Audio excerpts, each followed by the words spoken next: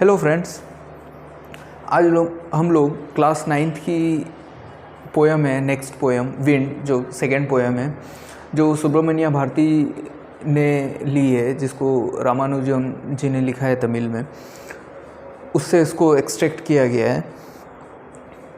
Wind, आप सब लोग इस शब्द से परिचित होंगे। विंड का मतलब क्या होता है? हवा।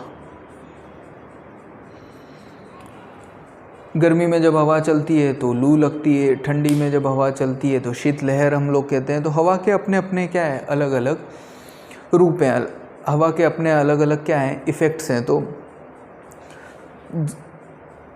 वैसे ही कविता में अलग अलग तरीके से दर्शाया गया है कि किस तरीके से हवा को हम लोग एक डिस्ट्रक्शन के रूप में भी लेते हैं, एक तबाह करने वाले एलिमेंट के रूप में भी लेते हैं।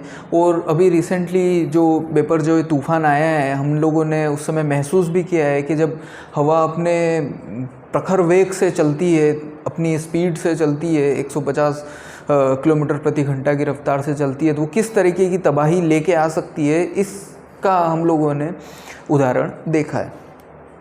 तो कवि यहाँ पे क्या बताना चाह रहा है, कवि हमको यहाँ पे क्या कहना चाह रहा है, इसको हम लोग डिटेल में देखेंगे, समझने की कोशिश करेंगे। विंड कम सॉफ्टली, अब कवि कह रहा है यहाँ पे क्या है, हम लोग का जो फिगर ऑफ स्पीच है वो क्या है, एपोस्ट्रोफी फिगर ऑफ स्पीच है, उद्बोधन दे रहा है। वो एपोस्ट्रोफी फिगर ऑफ स्पीच का यूज़ किया है, विंड कम सॉफ्टली, कि हवा तुम क्या हो, सॉफ्टली, धीरे आओ। तुम्हारा जो प्रवाह है वो प्रवाह कैसा रखो, धीमा रखो, मतलब धीमे गति से तुम चलते हुए आओ। Don't break the shutters of the window. Shutters का मतलब क्या है कि जो उसकी जो चौखटें हैं, खिड़कियों की जो चौखटें हैं, उनको क्या करो, तुम तोड़ो मत। कवि यहाँ रिक्वेस्ट कर रहा है हवा से कि ए हवा, तुम क्या करो, धीरे चलो, जिससे कि क्या हो, तबाही ना हो, जिससे कि क्या हो, जो खिड़की के शटर्स हैं उन शटर्स पे क्या हो, किसी प्रकार का कोई नुकसान ना पहुँचे। Don't scatter the paper. Scatter का मतलब क्या होता है, बिखेरना। कि जब तुम तेज़ गति से चलती हो तो क्या होते हैं, सारे पेपर क्या हो जाते हैं, उड़ जाते हैं, बिखर जाते हैं। Don't throw down the books on the shelf, कि शेल्फ का मतलब क्या है, अलमारी।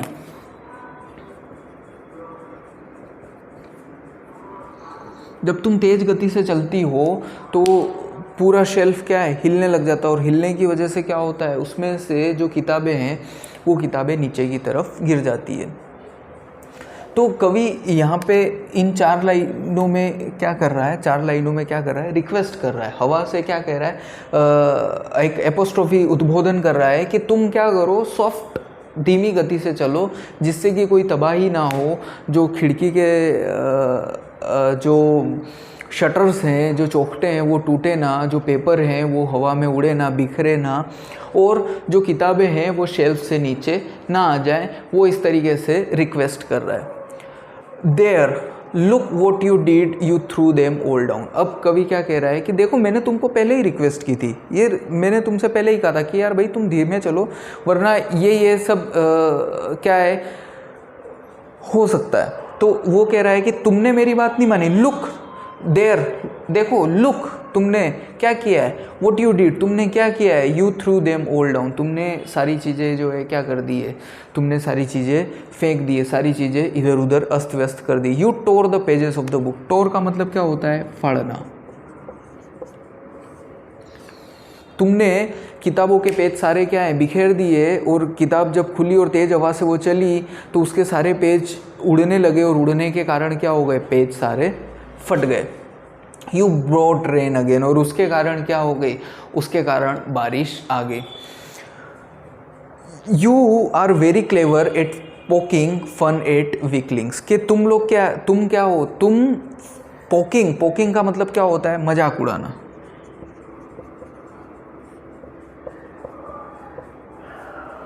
क्लेवर का मतलब चालाक, वीकलिंग्स का मतलब कमज़ोर,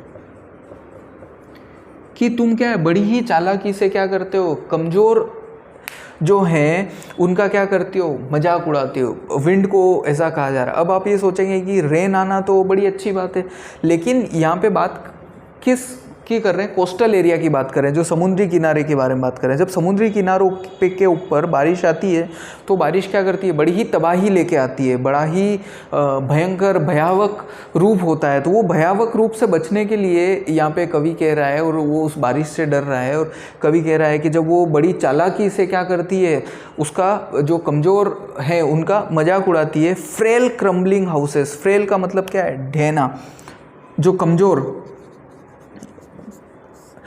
क्रम्बलिंग का मतलब क्या है, टूट फूट।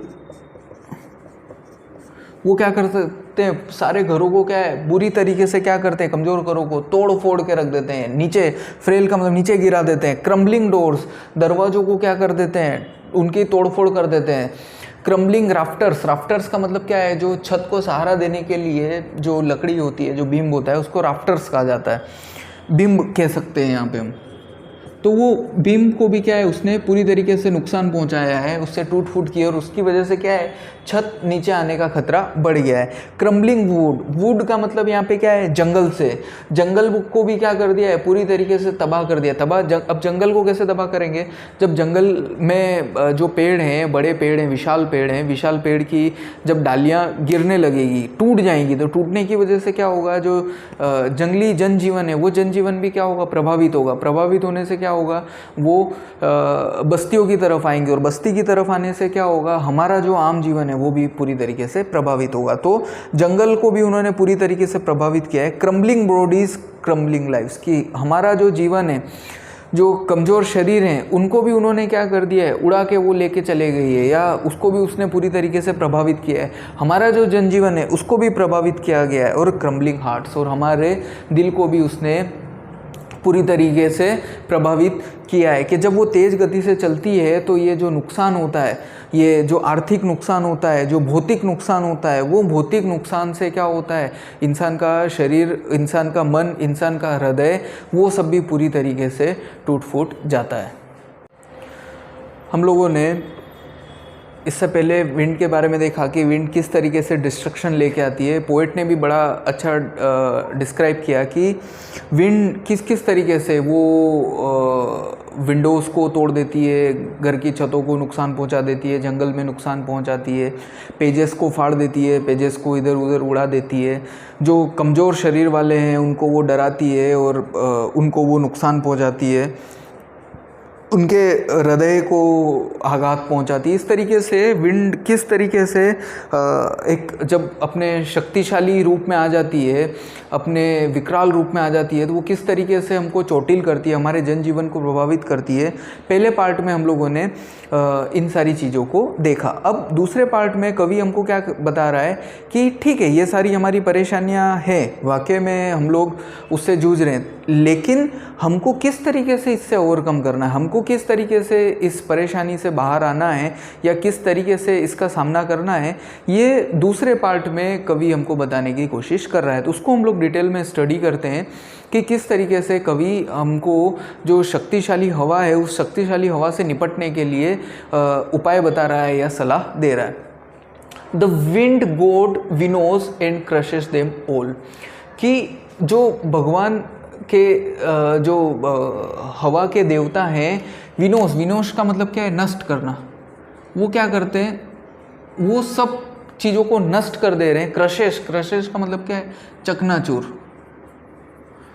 सब उन्होंने क्या कर दिया है, चकनाचूर कर दिया है, सब उन्होंने नष्ट कर दिया है, पूरी तरीके से तबाह कर दिया है। He won't do what you tell him, कि कवि जो कह रहा है कि आप क्या है, सॉफ्ट बहिए, धीरे बहिए, आप पेपर को मत उड़ाइए, आप खिड़कियों को मत तोड़िए, दरवाज़ों को मत तोड़िए। ये कवि क्या कर रहा है, रिक्वेस्ट कर रहा है। तो आप भगवान के देवता को कितनी भी रिक्वेस्ट कर लीजिए, कितना भी निवेदन कर लीजिए, वो नहीं करने वाले हैं जैसा कि आप उनसे कहेंगे। तो कवि अब क्या कह रहा है कि वो तो सब चकनाचूर करेंगे ही, वो तो सब तबाह करेंगे ही, तो आप उनको ये मत बताइए कि आप ये कीजिए या ये मत कीजिए। सो कम, चलो साथ में आते हैं, let's build a strong home. सब कवि सलाह दे रहा है। क्या सलाह दे रहा है कि चलो एक काम करते हैं, हम लोग को क्या करते हैं, मजबूत घर बनाते हैं, हमारे घरों को इतना मजबूत बनाए जिससे कि क्या है, हवा उसको नुकसान ना पहुंचा पाए। Let's join the door firmly. Firmly का मतलब क्या है, दृढ़ता से, इतनी दृढ़ता या मजबूती से हम अपने घरों को दरवाज़ों को क्या कर रहे हैं, ज्वाइन करें, जिससे कि वो क्या है, टूटे ना, उससे किसी प्रकार का कोई नुकसान ना पहुँचे। Practice to firm the body, कि अपने शरीर को भी हम क्या बनाएं, मजबूत बनाएं। Make the heart stead fast, हम अपने हृदय को भी क्या करें, बहुत ज़्यादा मजबूत बनाएं। हृदय को भी क्या करें कि ये जो हवा है उस हवा से लड़ने के लिए तैयार करें, अपने आप को क्या करें, ऐसा तैयार करें कि हम उनसे लड़ सकें। Do this and the wind will be friend with us, कि अपने आप को क्या करें, हम शक्तिशाली बनाएं, अपने आप को क्या बनाएं, मजबूत बनाएं।